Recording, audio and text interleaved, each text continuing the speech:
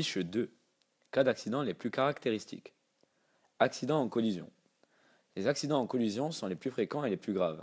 Dans le cas d'un choc frontal avec un autre véhicule, les vitesses s'additionnent globalement. Les accidents sont dus au fait que les autres usagers ne voient pas la moto. Ils ressortent également de la part des motards un manque d'expérience, un attachement à la règle des priorités et une vitesse inadaptée. Les plus caractéristiques. En intersection, un automobiliste non prioritaire ne détecte pas la moto et lui coupe la route. Sur un axe prioritaire, un automobiliste arrivant en face de la moto tourne à gauche, ne la voit pas et lui coupe la route. Pendant un dépassement effectué par une moto, un automobiliste ne détecte pas la moto et lui coupe la route en tournant à gauche. Collision par la moto d'un autre usager.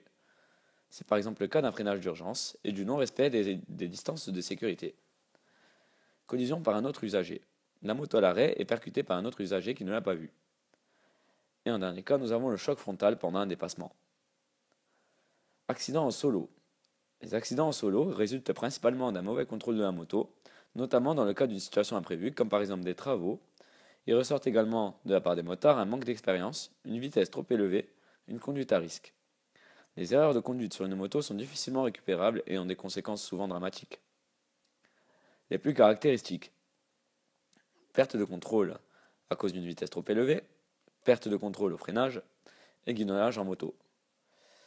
Conclusion. Les motards doivent connaître leurs limites de compétences et accepter d'augmenter leur marge de sécurité. Les automobilistes et les autres usagers n'ayant pas toujours intégré leur présence sur la route, les motards peuvent être victimes de leurs erreurs et de celles des autres. So we go, yeah.